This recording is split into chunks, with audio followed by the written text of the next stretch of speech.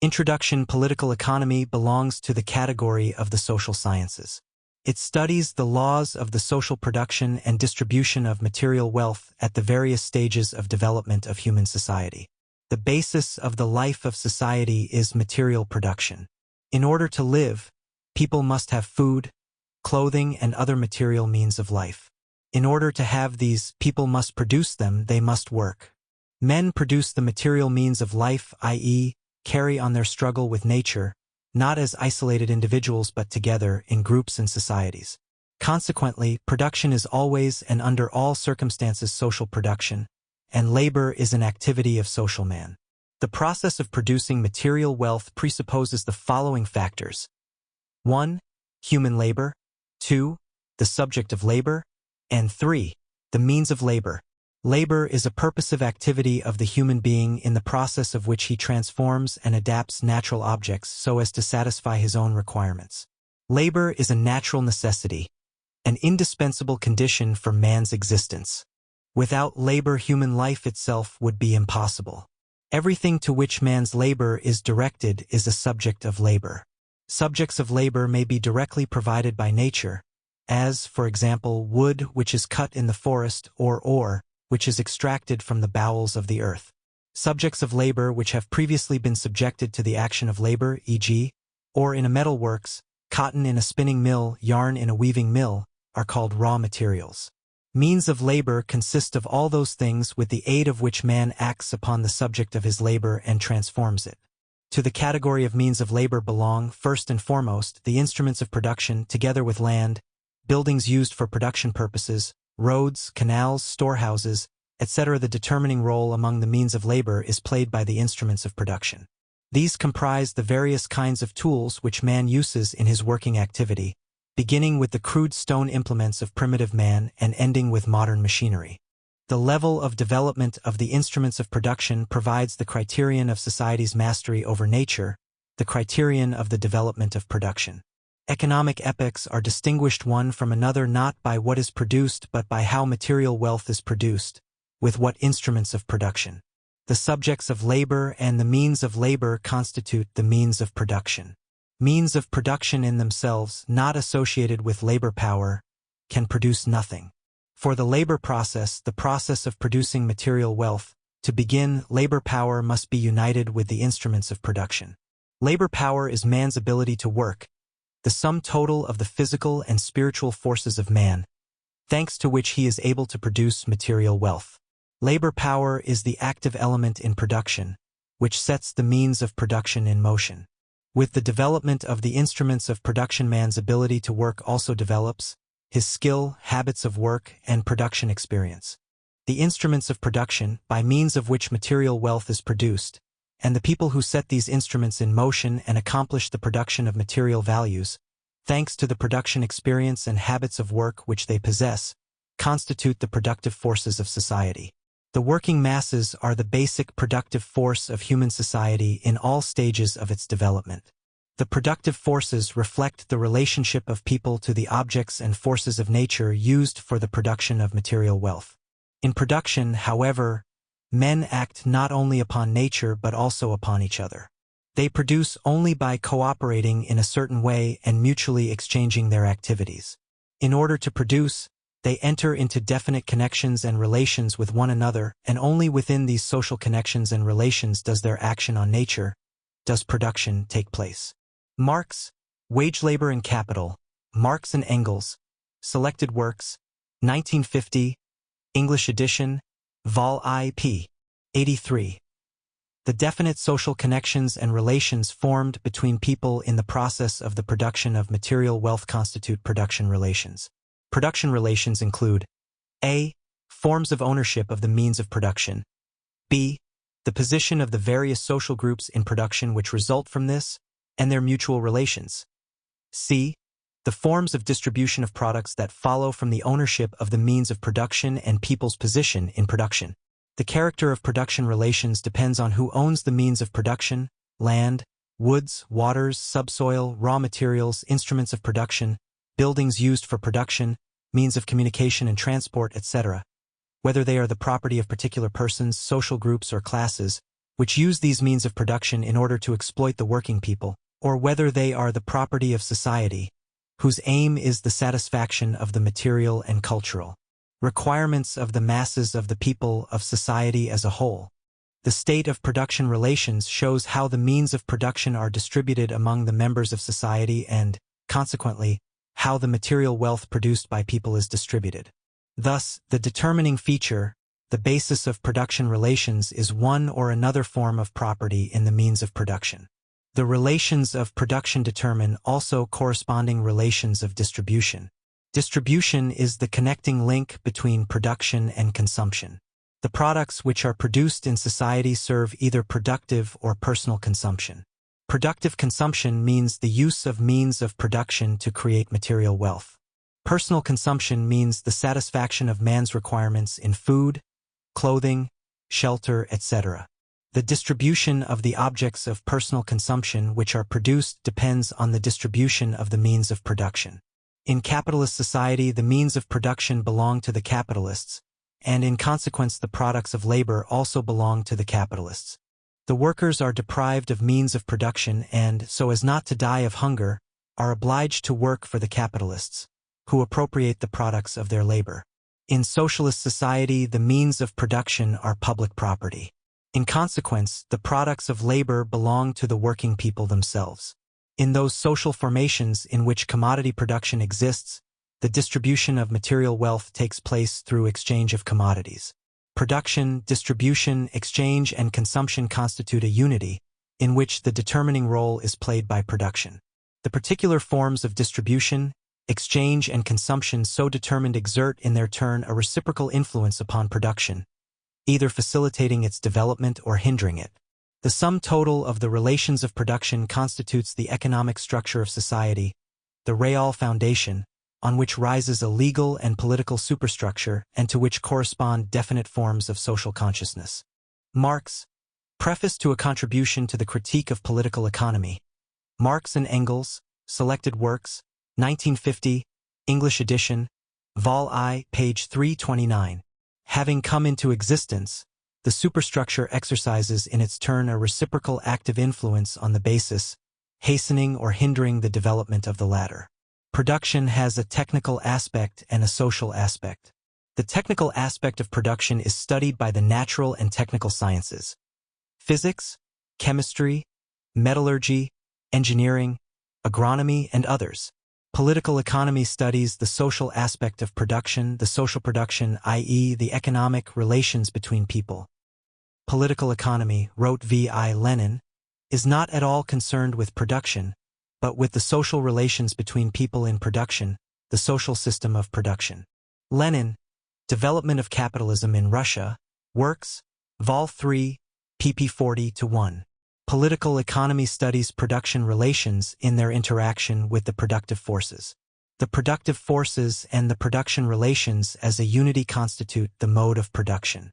The productive forces are the most mobile and revolutionary factor in production. The development of production begins with changes in the productive forces, first of all with changes and development in the instruments of production, and thereafter corresponding changes also take place in the sphere of production relations. Production relations between men, which develop in dependence upon the development of the productive forces, themselves in turn actively affect the productive forces. The productive forces of society can develop uninterruptedly only where the production relations correspond to the nature of the productive forces. At a certain stage of their development, the productive forces outgrow the framework of the given production relations and come into contradiction with them. The production relations are transformed from being forms of development of the productive forces into fetters upon them. As a result, the old production relations sooner or later give place to new ones, which correspond to the level of development which has been attained and to the character of the productive forces of society. With the change in the economic basis of society, its superstructure also changes. The material premises for the replacement of old production relations by new ones arise and develop within the womb of the old formation. The new production relations open up scope for the development of the productive forces. Thus, an economic law of the development of society is the law of obligatory correspondence of production relations to the nature of the productive forces. In society based on private property and the exploitation of man by man, conflicts between the productive forces and the production relations are expressed in the form of class struggle. In these conditions, the replacement of an old mode of production by a new one is effected by way of social revolution. Political economy is an historical science. It is concerned with material production in its historically determined social form, with the economic laws which are inherent in particular modes of production. Economic laws express the essential nature of economic phenomena and processes, the internal causal connection and dependence existing between them. The laws of economic development are objective laws. They arise and operate on the basis of definite economic conditions independent of men's will. Men can understand these laws and utilize them in society's interests, but they can neither abolish nor create economic laws. The utilizing of economic laws in class society always has a class character. The advanced class of each social formation makes use of economic laws to serve the progressive development of society, while the moribund classes resist this. Each mode of production has its own basic economic law. This basic economic law expresses the essence of the given mode of production and determines its main aspects and line of development. Political economy must first investigate the special laws of each separate stage in the evolution of production and exchange, and only when it has completed this investigation will it be able to establish the few quite general laws which hold good for production and exchange as a whole. Engels, Anti-Düring, 1936, Lawrence and Wishart edition, p. 165. Consequently, the development of the various social formations is governed both by their own specific economic laws and also by those economic laws which are common to all formations, e.g., the law of obligatory correspondence of the production relations to the character of the productive forces. Hence, social formations are not only marked off one from another by the specific economic laws inherent in each given mode of production, but also are linked together by a few economic laws which are common to all formations. Political economy studies the following basic types of production relations which are known to history: the primitive communal system, the slave-owning system, feudalism, capitalism, socialism. The primitive communal system is a pre-class system. The slave-owning system, feudalism, and capitalism are different forms of society based on the enslavement and exploitation of the working masses. Socialism is a social system which is free from exploitation of man by man. Political economy investigates how social production develops from lower stages to higher stages, and how the social orders which are based on exploitation of man by man arise, develop, and are abolished. It shows how the entire course of historical development prepares the way for the victory of the socialist mode of production. It studies, furthermore, the economic laws of socialism, the laws of the origin of socialist society, and its subsequent development along the road to the higher phase of communism. Thus, political economy is the science of the development of the social productive, i.e., economic relations between men. It elucidates the laws which regulate the production and distribution of material wealth in human society at the different stages of its development. The method of Marxist political economy is the method of dialectical materialism. Marxist-Leninist political economy is built up by applying the fundamental propositions of dialectical and historical materialism to the study of the economic structure of society. Unlike the natural sciences, physics, chemistry, etc., political economy cannot make use in its study of the economic structure of society of experiments or tests carried out in artificially created laboratory conditions which eliminate phenomena that hinder examination of a process in its purest form. In the analysis of economic forms, neither microscopes nor chemical reagents are of use. The force of abstraction must replace both. Marx, Capital, Vol I, Kerr edition, page 12. Every economic system presents a contradictory and complicated picture. The task of scientific research consists in revealing by means of theoretical analysis the deep-seated processes and fundamental features of the economy which lie behind the outward appearance of economic phenomena and express the essential character of the particular production relations concerned, abstracting these from secondary features. What emerges from such scientific analysis is economic categories, i.e., concepts which represent the theoretical expression of the real production relations of the particular social formation concerned, such as, for example, commodity, value, money, economic accounting, profitability, workday, etc. Marx's method consists of gradually ascending from the simplest of economic categories to more complex ones, which corresponds to the progressive development of society on an ascending line, from lower stages to higher. When such a procedure is used in investigating the categories of political economy, logical investigation is combined with historical analysis of social development. Marx, in his analysis of capitalist production relations, singles out first of all the everyday relationship, which is the simplest of all and the most frequently repeated, the exchange of one commodity for another. He shows that in the commodity, this cell form of capitalist economy, the contradictions of capitalism are laid up in embryo. With analysis of the commodity as his point of departure, Marx explains the origin of money, discloses the process of transforming money into capital, the essential nature of capitalist exploitation. Marx shows how social development leads inevitably to the downfall of capitalism, to the victory of communism. Lenin pointed out that political economy must be expounded in the form of the characterization of the successive periods of economic development. In conformity with this, in the present course of political economy, the basic categories of political economy, commodity, value, money, capital, etc., are examined in the historical order of succession in which they arose at different stages in the development of human society. Thus, elementary concepts concerning commodities and money are presented already when pre-capitalist formations are being described. These categories are later set forth in fully developed form when capitalist economy, in which they attain their full development, is being studied. The same order of exposition will also be employed when socialist economy is dealt with. An elementary notion of the basic economic law of socialism, of the law of planned, proportional development of the national economy, of distribution according to work done, and of value, money, etc., will be given in the section devoted to the transitional period from capitalism to socialism. An expanded treatment of these laws and categories will be given in the section The Socialist System of National Economy. Political economy, unlike history, does not undertake to study the historical process of society's development in all its concrete variety. It provides basic concepts concerning the fundamental features of each system of social economy.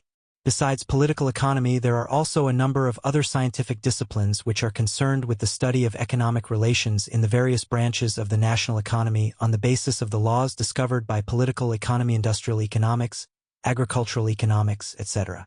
Political economy studies, not some transcendental questions detached from life, but very real and living questions which affect the vital interests of men, society, classes. Are the downfall of capitalism and the triumph of the socialist system of economy inevitable? Do the interests of capitalism contradict those of society and of the progressive development of mankind? Is the working class capitalism's gravedigger and the bearer of the idea of the liberation of society from capitalism? All these and similar questions are answered differently by different economists, depending on which class's interests they voice. That is just why there does not exist one single political economy for all classes of society, but instead several political economies: bourgeois political economy, proletarian political economy, and also the political economy of the intermediate classes, petty bourgeois political economy. It follows from this, however, that those economists are quite wrong who assert that political economy is a neutral, non-party science, that political economy is independent of the struggle between classes in society and not connected either directly or indirectly with any political party. Is it possible in general for a political economy to exist which is objective, impartial, and does not fear the truth? Certainly this is possible. Such an objective political economy can only be the political economy of that class which has no interest in slurring over the contradictions and sore places of capitalism, which has no interest in preserving the capitalist order. The class whose interests merge with the interests of liberating society from capitalist slavery, whose interests coincide with the interests of mankind's progressive development. Such a class is the working class. Therefore, an objective and disinterested political economy can only be that which is based on the interests of the working class. This political economy is the political economy of Marxism-Leninism. Marxist political economy is a very important component of Marxist-Leninist theory. The great leaders and theoreticians of the working class, K. Marx and F. Engels, were the founders of proletarian political economy. In his work of Genius, Capital, Marx revealed the laws of the rise, development, and downfall of capitalism, and showed the economic grounds for the inevitability of socialist revolution and the establishment of the dictatorship of the proletariat. Marx and Engels worked out in general terms the theory of the transition period from capitalism to socialism and of the two phases of communist society. The economic teachings of Marxism underwent further creative development in the works of V.I. Lenin, founder of the Communist Party and the Soviet state, brilliant continuer of the work of Marx and Engels. Lenin enriched Marxist economic science by generalizing the new experience of historical development, created the Marxist teaching on imperialism, revealed the economic and political nature of imperialism, provided the initial propositions for the basic economic law of modern capitalism, worked out the fundamentals of the theory of the general crisis of capitalism, created a new, complete theory of socialist revolution, and worked out scientifically the basic problems of the building of socialism and communism. Lenin's great companion in arms and pupil, J.V. Stalin, put forward and developed a number of new propositions in political economy, based on the fundamental works of Marx, Engels, and Lenin, which had created a really scientific political economy. Marxist-Leninist economic theory is creatively developed in the resolutions of the Communist Party of the Soviet Union and of the fraternal communist parties, and the works of the pupils and companions in arms of Lenin and Stalin, the leaders of these parties, who have enriched economic science with new conclusions and propositions on the basis of generalizing the practice of the revolutionary struggle and of the building of socialism and communism. Marxist-Leninist political economy is a powerful weapon of ideas in the hands of the working class and of all working mankind in their struggle for emancipation from capitalist oppression. The living strength of the economic theory of Marxism-Leninism consists in the fact that it arms the working class and the working masses with knowledge of the laws of the economic development of society, giving them clear prospects and confidence in the ultimate victory of communism.